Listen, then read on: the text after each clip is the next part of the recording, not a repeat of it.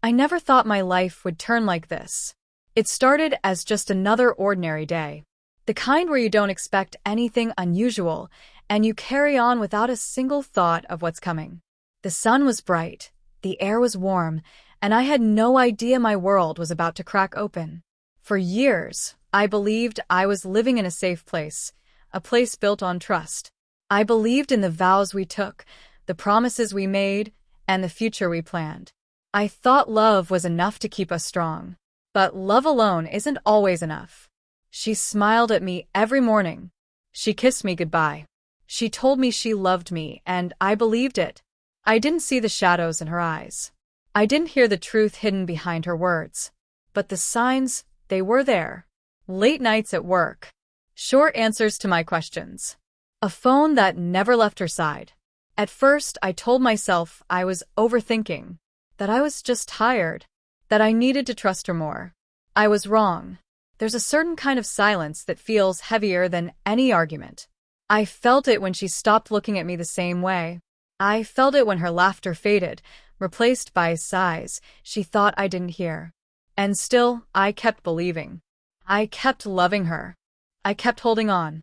Until that one day, when I saw something I could never unsee. That moment, it didn't just break my trust. It broke me. I didn't know then what I would do. I didn't know the revenge I'd prepare. But I knew one thing. Nothing would ever be the same again. It began with a feeling I couldn't shake. Something deep inside me whispered that something was wrong. You can ignore a thought, but you can't ignore that kind of feeling. It creeps into your mind when you're alone, and it keeps you awake at night. She had started coming home later than usual. Sometimes with excuses that sounded rehearsed. Traffic was bad. A meeting ran late. I was with friends. I wanted to believe her, so I nodded and smiled. But every answer left me with more questions. Her phone was always in her hand now. She used to leave it lying around without a second thought. Now it was locked, face down, even when she went to the kitchen for a glass of water.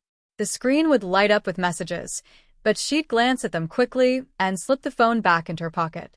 One night, I noticed her smiling at something on the screen. A smile I hadn't seen directed at me in a long time. It was small, but it hurt more than any argument ever could. I started watching. Not in a loud, obvious way. Quietly. Patiently. I listened to the change in her tone when she talked on the phone. I watched her eyes light up for someone who wasn't me. I told myself I needed proof. I couldn't just accuse her. That would be wrong. But deep down, I think I already knew the truth. My gut had never screamed this loudly before. Every day, the distance between us grew. I felt like a stranger in my own home. She was slipping away from me, and I didn't know how to pull her back. And then one evening, the truth didn't hide anymore. It was right there, staring at me. It happened on a day I wasn't supposed to be home. Work had called off a meeting, and I decided to surprise her. I thought maybe we could have dinner together, laugh like we used to, and find our way back.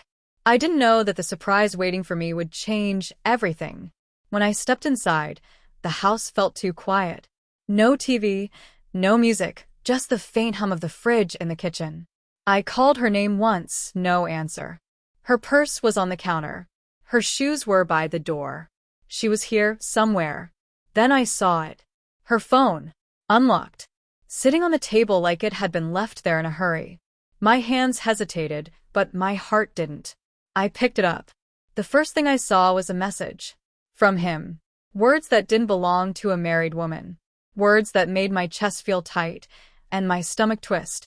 There were pictures too, smiling, holding hands, moments I thought were mine alone to share with her. I kept scrolling, even though every word felt like a punch. Plans to meet. Secret places. Jokes about me. The woman I thought I knew had been living another life right in front of me. I didn't hear her come in. She froze when she saw me holding her phone. Her eyes widened, her lips parted, but no sound came out. For a moment, we just stared at each other, the air between us thick with the weight of what I had seen. My hands were shaking. My heart was pounding so hard I could feel it in my throat. That was the moment I knew trust was gone, and nothing would ever bring it back. I didn't yell. I didn't throw things. I didn't even ask her why. I just placed the phone back on the table and looked at her. That silence that said more than any words could. She tried to speak, but her voice trembled, and every excuse she formed seemed to vanish before it left her lips. I walked past her, slowly, my mind racing. I could feel the heat in my chest, the sting in my eyes. Anger wanted to take over, but something colder was forming inside me instead. I didn't want just an argument. I wanted her to feel what I felt. The idea came to me like a spark in the dark. I wouldn't scream. I wouldn't beg. I would let my actions speak for me. Actions she could never ignore. That night, I barely slept.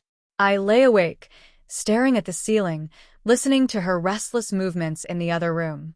Every sound reminded me of the messages, the pictures, the laughter she shared with someone else. By morning, I had a plan. A quiet one. Something that would leave no doubt in her mind about what she had done. I gathered everything. Every piece of proof. Every word she had typed. Every image she thought I'd never see. I kept them in a folder, ready for the moment I'd reveal it all. I imagined the look on her face when she realized there was no way out. No lies she could tell to make this disappear. I wanted her to feel that sinking in her chest, that cold rush in her veins, that helplessness. And when the time came, I would be ready, not with shouting, not with threats, but with the kind of truth that knocks the air out of you. The day I chose to act, she didn't suspect a thing. She moved around the house like nothing had happened, humming softly, scrolling on her phone. I watched her, wondering how someone could carry on so easily after destroying something so precious. I told her we needed to talk. My voice was calm, too calm. She looked up at me, curious but not worried. Maybe she thought I was ready to forgive. Maybe she believed her secret could still be buried. I handed her the folder. She hesitated before taking it, her fingers brushing against mine. Slowly, she opened it. The first page was a printed screenshot of her own words. Words sent to him. The smile on her face vanished instantly. She flipped to the next page, pictures. Then more messages. And more after that. Each page seemed to drain the color from her face. I didn't say a single word. I just stood there, letting the silence close in on her like a tightening rope. Her breathing grew uneven. Her hands shook. She tried to speak, but the words caught in her throat. She looked at me, and in her eyes I saw fear. Pure, undeniable fear. Then it happened. Her knees buckled. She stumbled back against the couch, clutching the folder to her chest. Her eyes rolled for a moment, and she collapsed onto the cushions. I just stood there, watching. My heart wasn't racing. My hands weren't shaking anymore. I felt nothing. Not triumph, not relief. Just a strange, empty stillness as I looked at the woman I once loved lying there, faint from the weight of her own actions. And in that stillness, I knew she would never forget this moment. She woke up slowly, her eyes blinking against the light. For a moment, she seemed confused, like she didn't know where she was. Then her gaze fell on me, and the memory rushed back to her. I could see it in the way her lips trembled, the way her shoulders tensed. I didn't move. I didn't offer her a hand. I just sat there in the chair across from her, watching. Her voice was barely a whisper when she tried to speak. I can explain, but we both knew she couldn't. There was no explanation that could erase what I had seen. She reached for me, but I leaned back, out of her reach. That small motion said more than any argument could. She lowered her hand slowly, her eyes filling with tears she tried to hide. The folder was still beside her on the couch. She glanced at it like it was a snake ready to bite her. Every page in there was the truth she'd been running from. And now, she couldn't run anymore. I could see her thinking, searching for some way to fix this, to undo it. But this wasn't a broken glass you could glue back together. This was a wound that would never heal the same. Her breathing grew shaky again. She tried to apologize, the words tumbling out in fragments, but they fell flat between us. I stayed silent. Sometimes silence is heavier than shouting. Sometimes it says exactly what needs to be said. She looked at me one last time, And in her eyes, I saw it. She knew this was the moment everything changed. The life we had before was gone, and there was no path back to it. She didn't leave right away. For days, she moved through the house like a ghost, careful not to meet my eyes for too long. We spoke only when necessary, short, sharp words that carried no warmth. The air between us was heavy, thick with everything left unsaid. I could feel her watching me sometimes, as if she was trying to guess what I was thinking. But the truth was, I wasn't thinking about her anymore. I was thinking about the man she chose over me. I was thinking about the nights I sat alone, believing her lies. I was thinking about how easily she threw away what we had. The folder stayed on the coffee table, untouched. She never moved it. I think she knew it was more than just paper, it was a wall she could never climb over. Every time she walked past it, her eyes flickered toward it, then quickly away, like looking too long would make the pain worse. At night, I could hear her crying quietly in the other room. But I didn't go to her. I didn't comfort her.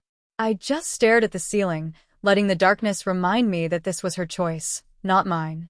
One evening, she finally asked, "What happens now?" Her voice was so small, so uncertain. I looked at her for a long moment, but I didn't answer. I think that silence told her everything she needed to know. She lowered her head, and in that moment, she seemed smaller, like the weight of her own actions had finally caught up with her. We were in the same house, but our worlds were no longer the same. And no matter what happened next, nothing could change that.